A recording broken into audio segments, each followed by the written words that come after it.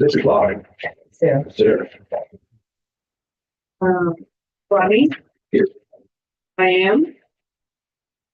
Kristen. Here. Jolie. Here. Dana. Here.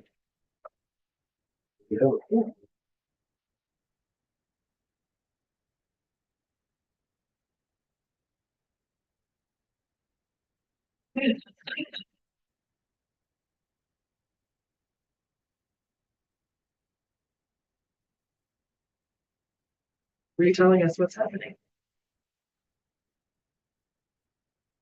Feeling it's the live stream.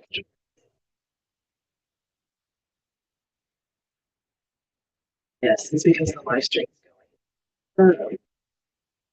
Were you telling-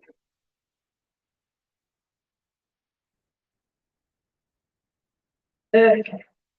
Yep, we're just going to not do that. Should be straight. Oh, okay, we should be good.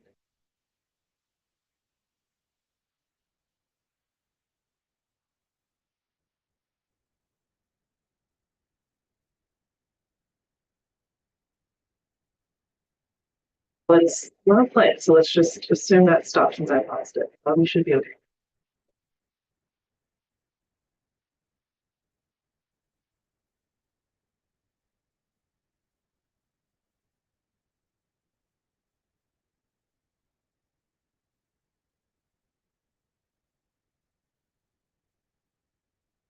For sure. Okay, where were we? We want this back. We're gonna stop sharing and.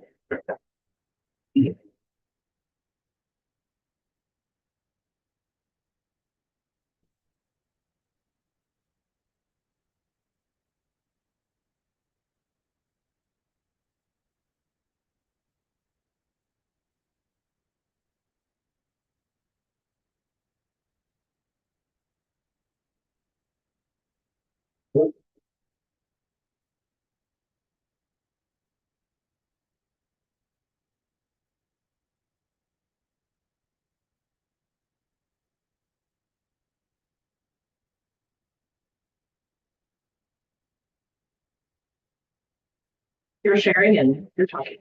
Do I need to start over? You do not have to. Item 2, reading the school mission. The mission of eSchool Virtual Charter Academy is to educate K through 12 students seeking a non-traditional educational setting through an online individualized. eSchool Virtual Charter Academy will provide a rigorous college preparatory learning program for students that will assist them in becoming productive, creative, responsible, ethical, and engaged citizens. Item 3, this regularly scheduled meeting of the eSchool Virtual Charter Academy Board has been convened in accordance with the Open Meeting Act. This meeting was preceded in advance notice of the date, time, and place, filed with Oklahoma County Clerk on October 10th, 2024. Rest of this meeting was also given at least 24 hours in advance of the meeting by posting notice of the date, time, place, and agenda of the meeting by 4 p.m. on December 8th, 2025. The Principal's Office of eSchool Virtual Charter Academy Board located at 2403 South Division Suite B, Guthrie, Oklahoma, and the school website at www.eSchoolAcademy.org. For discussion and possible action on the minutes of the November 18th, 2025 eSchool Virtual Charter Academy Board of Governors regular meeting. Discussion?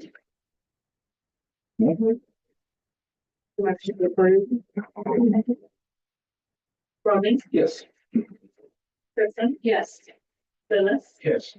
Jolie. Yes. Open comments, appreciate everybody being here. Item 6, public comment. Do we have any? Be good.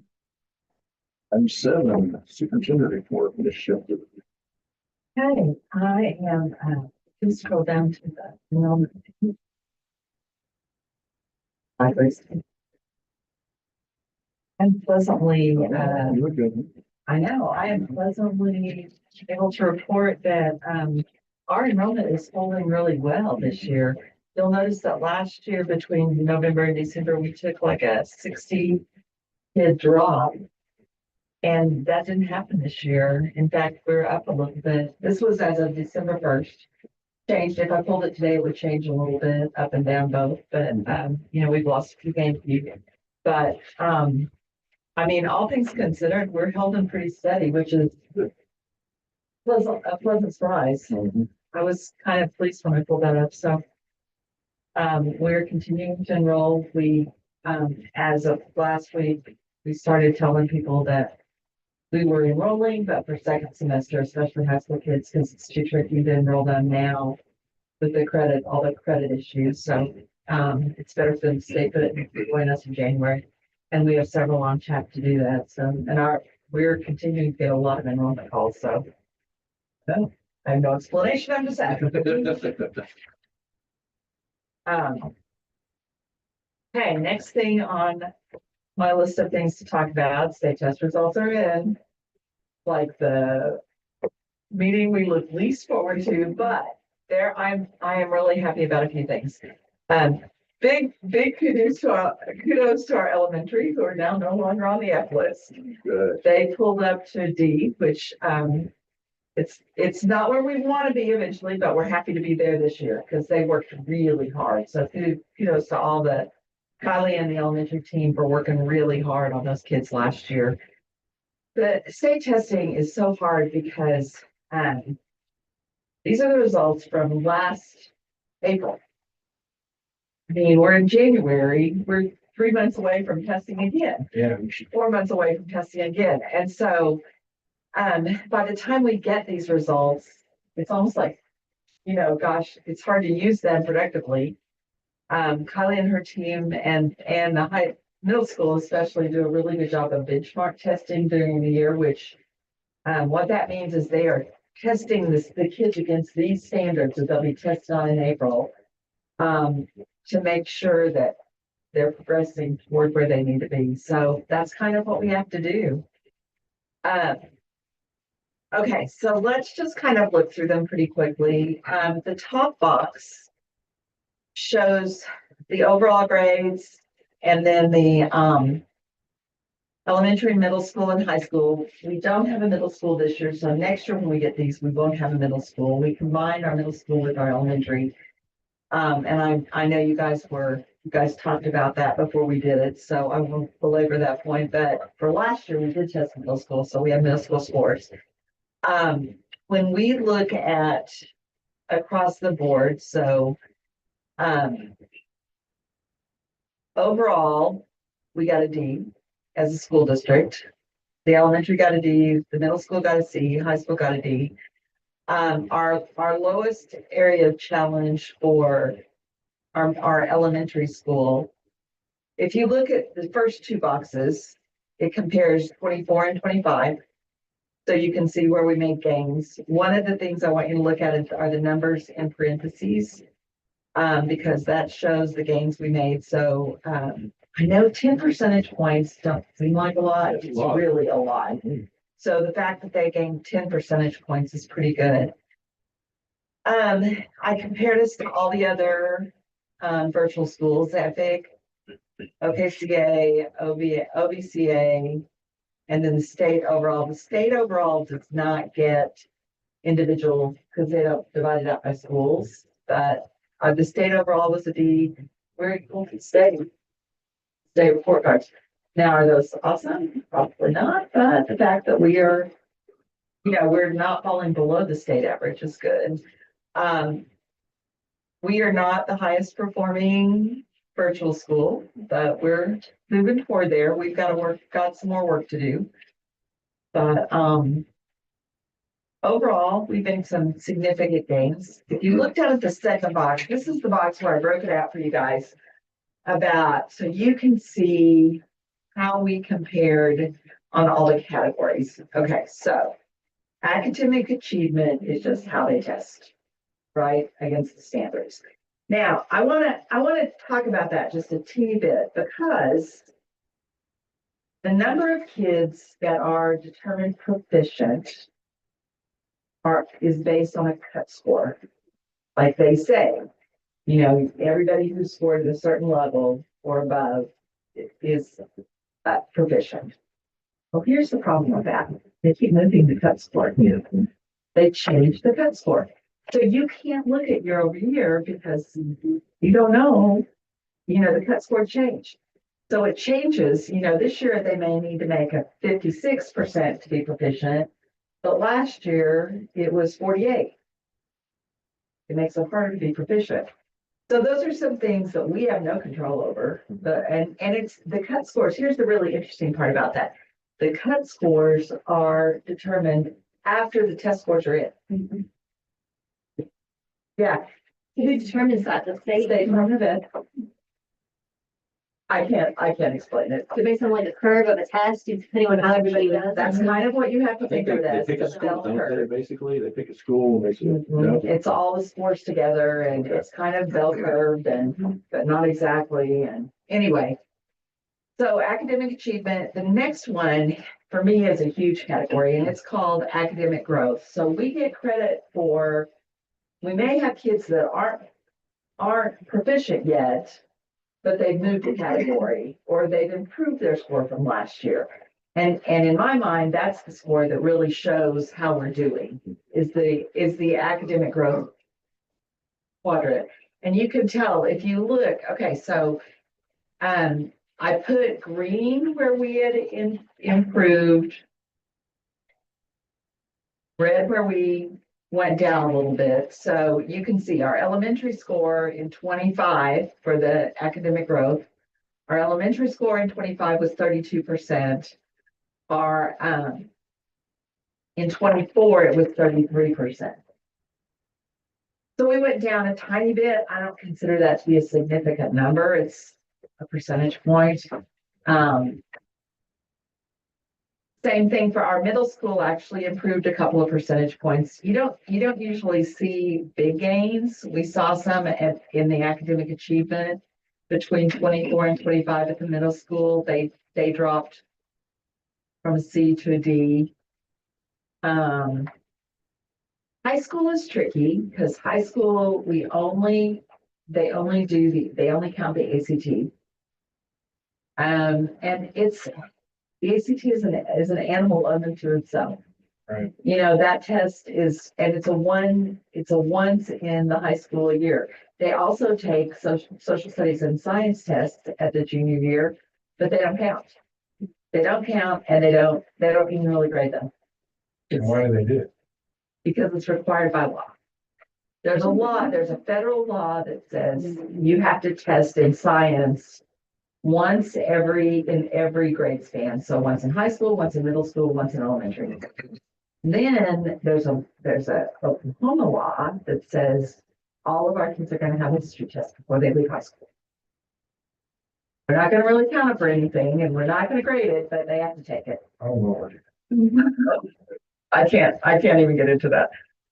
Okay, going on down to the next category. ELPA, so that is our English language proficiency test. Our kids typically do not do well on this. We struggle with this one. The state got a B, we got a D. I don't know. There's a whole bunch of things around that test which make it interesting. First of all, we are such a small school, and to have a statistically significant group of kids, you have to have at least 10. We don't. So then I put us a little note down there. See the little ELPA progress note? So our score is figured by factoring in the past 3 years, not 1 year. So if we were a big school district, we'd just be doing it year by year by year, but we're not. So if we don't have 25 students, they go back until they get 25. So for us, you're really counting the same kids over and over and over again. And if they're struggling, now we're counting them for 3 years of struggle instead of 1 year struggle. I don't know. It's a really weird. I don't really understand the logic behind that formula. Chronic. I'm sorry. No, go ahead. Is the high school age determined 9th grade? That's considered. Yeah, 9 to 12. So chronic absenteeism, this is the last year for this one to be on the state report card because it's a weird one to begin with. It basically says if kids miss X number of days per semester, they're considered chronically absent. It doesn't matter that if they're in a row or, one element, or if it's random days here or there. But if they miss X number, that's why we fuss at our kids so much about attendance. But they've realized that that one's not a very good measure. And so they've taken it out. You can see we score really well in that one. I won't believe it. And then post-secondary graduation and graduation rate applies to our high school. Our graduation rate, we've struggled. Big time. We have identified, and by we, I mean Kylie and Stacy and I have identified several issues as to why our graduation rate is so bad. So here's the thing about graduation rate. Any kid who enters our school at any time in 9 through 12 is considered part of our graduation cohort until or unless they leave our school and we get a records request from another school. So, and then it looks at things like, are they on pace? Did they graduate in 4 years? Did they graduate in 5 years? Did they graduate in 6 years? And so we get points for a limited, less points if it takes them 6 years to graduate, but you do get some because they say, okay, good on you. You graduated a kid. You got a kid through, even if it took them 6 years. But so many kids come to us credit deficient, meaning when we get them, they're already behind the curve in terms of having the appropriate number to graduate in 4 years. Then that's compounded by the fact that we're a 4x4 school. So our graduation requirements are more rigorous than every other virtual school out there and pretty much every other high school, unless we look at private schools. So that's the next problem, is we require more credits to graduate, and we require like 4 English credits where everybody requires 4 math credits where everybody else has required just 3. That's changing, but up until now, 4 history credits where everybody else requires just 3. The kids, so those things all come into play. The other thing that we found when we started looking at it real critically is that our course offerings were not conducive to kids graduating at all, or particularly on time. We were offering only 4 English classes, and the 4th one was AP English, which is great if we are a private school who are getting all college bound, really proficient kids, but we're not. We're a public school, so we take whoever applies. We get SPED kids, we get low performing kids, and we were only offering AP English as our 4th credit. We started looking at some of our other subject areas, similar problems.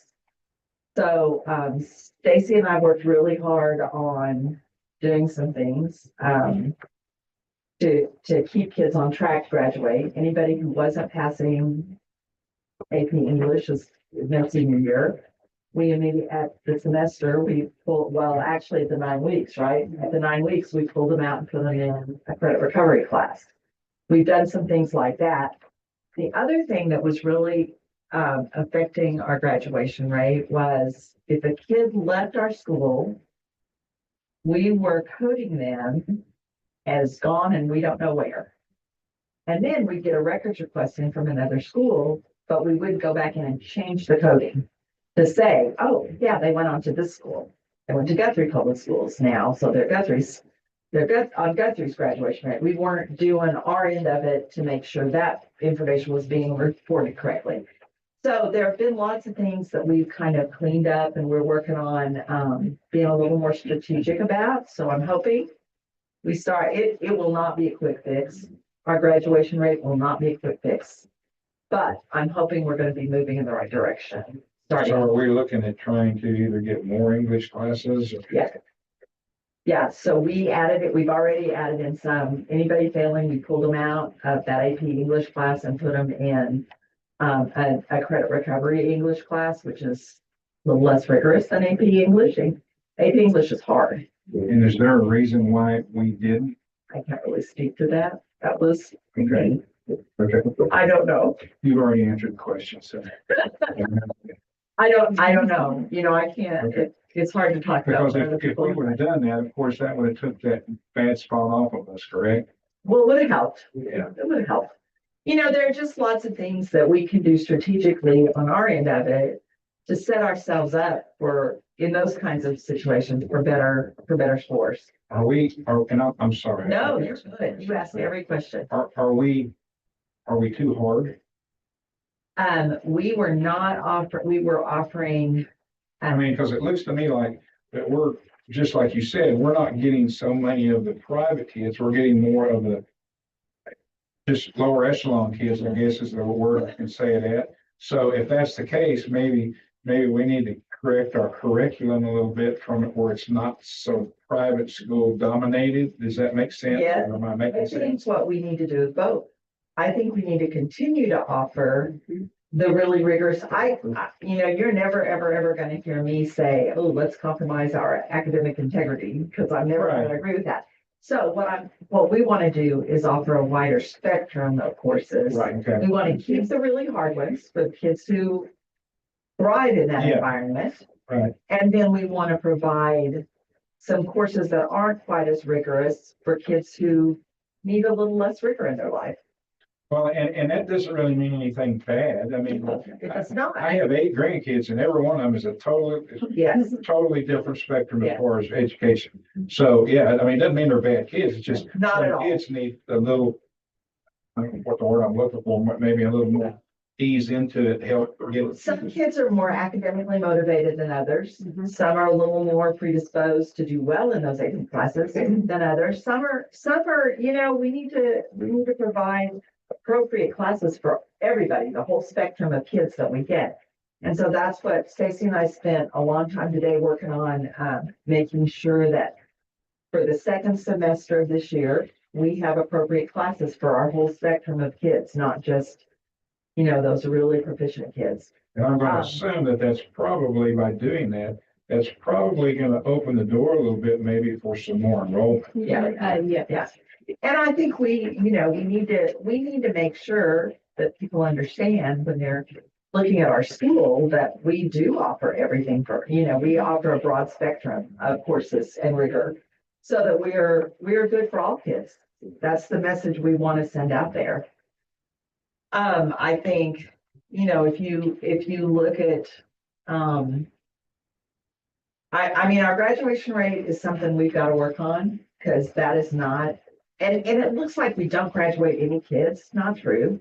We do graduate kids. We just have so many kids on our books still that aren't graduating for whatever reason. Some of them are dropouts, but some of them have moved out of state. We didn't do a good job of updating our records. Just lots of things have happened. When they move out of state, is there a way to classify that to where it Yeah. doesn't hurt against you? Yeah. And so if they move out of state, they come off our records. If they go to another school, they come off our records. If they drop out, it dings us. But at least we try to make sure we're putting a real concerted effort into finding out where kids go when they leave us. We gotta know. We gotta know where they go. When they leave us, where do they go? And make sure that we then report that to the state appropriately. Makes sense. I have a question. Yeah. How does it work for the high school testing? So like not all high schoolers are gonna want to take the ACT. They might be wanting to go into a trade or something. So how does that impact? State law in Oklahoma says all kids have to take the ACT to graduate. And that is a really good, like you opened that door for me. So here's the thing, you're exactly right. Not all kids are college bound. Not all kids should be. Some kids want to go to college, some kids want to go into a trade, they want to go, whatever, in the military, whatever. But Oklahoma law said all kids will take the ACT as their high school exit test. Which is great. Except for the motivation factor is horrible. If they know they want to go to air conditioning school, they don't care. Better do this. Yeah, that's Yeah. exactly what they do. Yeah. And so, it's kind of, it is a little bit of a catch-22 for us. We make them take it, and a percentage of them just don't care. I can see that. And honestly, it's kind of, we need, and I think there's some things in the works. So I have a political question. Okay, I can answer politically correctly. Well, being you're talking about the state stuff, so if the federal government is trying, as they say, trying to give all authority to education back to the states, is that a help for us, or is it a hindrance for us, or do we know? To be determined. So it could, I think it could go either way, and it kind of is gonna depend on who's in political power at the time. It just depends. But Oklahoma education, politically speaking, has a lot that needs to be fixed. And different groups see they have different priorities about what those things are. I mean, I have my opinion about what needs to be fixed about Oklahoma education to make it better. That doesn't necessarily line up with other people. So, I don't know. We'll have to wait and see. The other thing that's concerning about that is how that affects our funding is a big one. Yeah. Because if everything goes to the state, then what will happen is the federal dollars we get for SPED and title programs will be administered by the state government. The feds will no longer say, this is your money. So the state government will get a pot of federal dollars, and then they'll decide how much of that goes to education. I don't know. And that's, Could go either way. yeah, that's a give We me there. could get Who knows? more, we Yeah. could get less. I mean, you just don't know. So I don't know. There's a lot of unknowns about that. When we were under the Department of Education, and we still are for now. It's word has it that it's going away, but it was kind of predictable how much state money we get every year. We could kind of predict based on our enrollment and based on what it had been in the past about how much we would, and Dennis is really good at that. But if all federal dollars come to the state government in one pot, and then the state divvies it up between social services and education and all the pots that it has to go in, who knows? I don't know. It's a really good question. I wish I had the answer. Okay. Okay, last one we want to talk about is post-secondary, and that is determined by the number of kids that are involved in an internship or have a plan for after school. So like maybe they're taking college classes as a high school student, then did an internship, all those kinds of things feed into that score. We always do really well on that because we have plenty of kids that are doing internships and that are taking college classes, and we encourage that. Frankly, we encourage kids who take college level classes in high school do that tuition free. They pay fees and they pay the other stuff. And because of there's an act that the legislature passed, I can't remember the name of it right now, but they get tuition free. And so, like for my son, like he did high school, the classes he took in high school costs us 1/4 of what it costs on the Stillwater campus. So, they can save a lot of money by taking classes in high school. If they're going to college, they can save a lot of money and get a head start on the college. Lots of kids finished a full associate's degree in high school. I don't know, do we have any that are that close, or do we have just We have one that no one's actually ever hit it. We have one that potentially she's a seventh grader. okay. Typically they start taking college classes, their junior and senior year, and if they're pretty diligent about it, my granddaughter started with one full year of college under her belt. So she started as a sophomore her freshman year.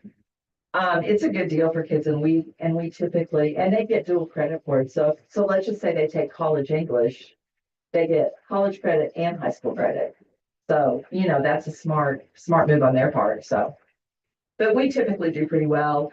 I would love to see a little more green than we see, but, I mean, we've got some green in some good places. We had a couple of really, especially at the elementary level, we had a couple of really, high spots. Mr. Moore, who's our good math, thank you. I started to say that and then I caught myself, I wasn't 100%, I'm still learning. His scores shot up really significantly. Somebody else did too. Science was really great too. Science was good, yeah. We have some high spots among our individual teachers that we've celebrated with them and we, we're making some gains. We're, for the most part, moving in the right direction. I would love it if it were all green. That's my favorite color. It sounds like we have a plan, though. That's the key. We do have a plan and we're pretty diligent about it. We are working with teachers constantly to look at the data on their kids. Are they making gains? Are you seeing gains? We're not sitting back just going, oh, I hope they're learning. That's not, we're not doing that already. So anyway, other questions? We're good. Okay. Thank you. Item 8A, discussion of possible action regarding approval of the treasurer's report through November 31st of 2020. Well.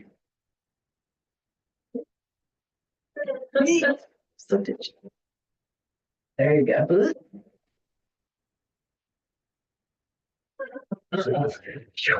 Very quick.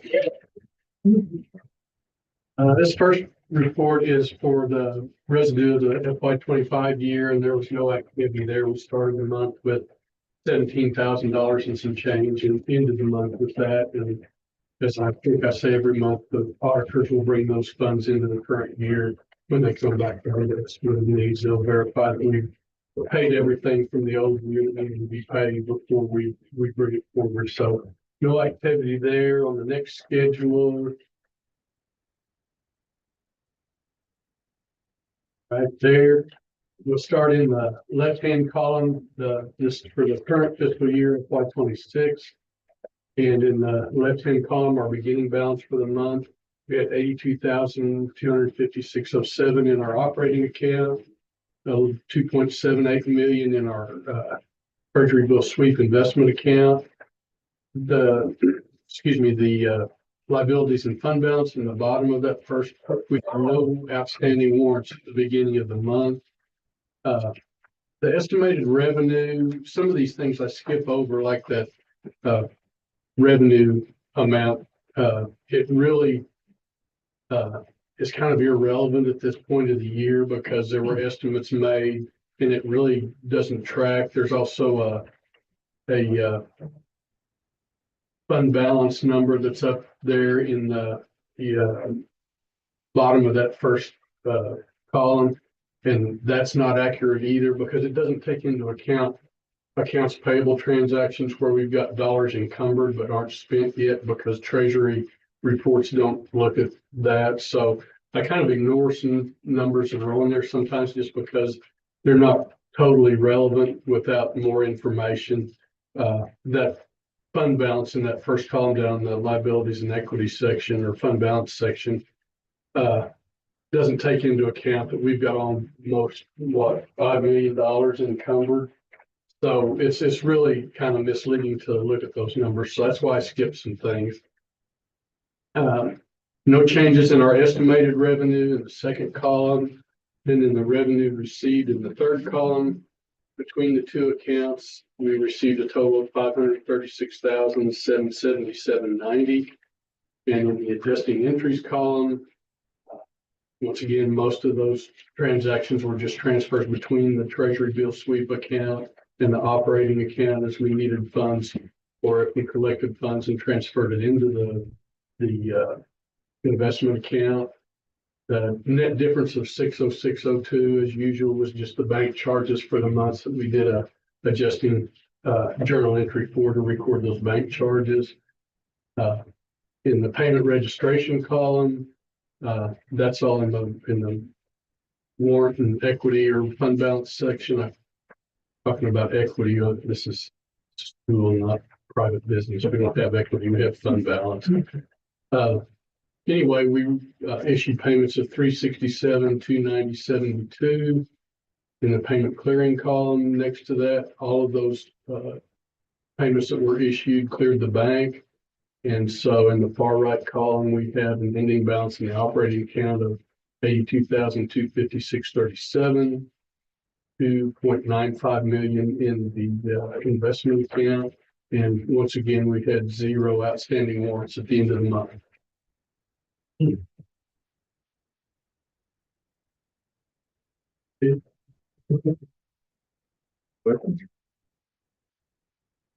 Motion to approve. Second. Rodney, Yes. Kristen, Yes. Dennis, Yes. Dolly, Yes.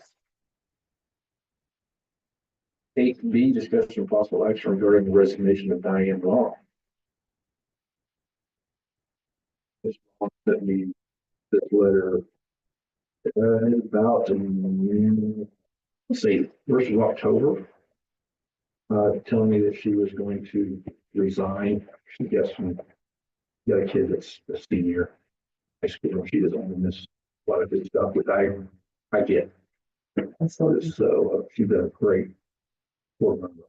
Besides me, she was the second oldest one here, so we're gonna miss her, but wish her the best.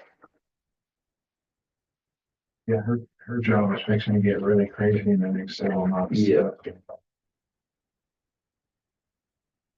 Wish her to agree. second. Rodney, Yeah. Not really. Kristen, yes, Happily. Dennis, Yes. Dolly, Yes. All right, item 8C, discussion of possible action regarding the scheduled B school board meeting on January 13th, 2026. Want to? I can talk about that. We are, Kylie, Stacy and I, and Lynette are going to a virtual, or a technology workshop that week. And so I suggested Roger can run it all himself. But I'd like to see if there was anything that we would need to deal with in January that could only be dealt with in, that was, we had to deal with it, urgent for January, and there really isn't. There's nothing that we did last year in January that we couldn't put off till February easily, if that's what you guys want to do. Otherwise, you guys got to do it yourself. It's in the panic. It's great. Yeah, me too. Give everybody a little break too. And if we just, if something comes up that we really do need to meet, we can always schedule a special meeting, later in the month if something comes up that we have to meet about. You need that in a motion? Yeah, because we are changing the schedule. Motion to change the date to February. Or If you don't want to change the No. date, we're gonna, cancel the meeting yes, Cancel for January. for January. There you go. Yeah, there we go. I'll second. Rodney, Yes. Kristen, yes, Dennis, Yeah. Dolly, Yes. Item 8D, discussion of possible action regarding the approval of updated PO number 2 for reimbursements and changing the vendor to Center State Charter Management LLC. $8,000, is that good? yeah, so this is, kind of what I mentioned last month. It's just changing, what is changed on this is, it was originally a purchase order to the Bledsoe, Hewitt and Goldson directly. But because of some of the, changes that the school went through, this kind of slipped through the cracks, and the management company paid that invoice, and it was processed, excuse me, before we got it.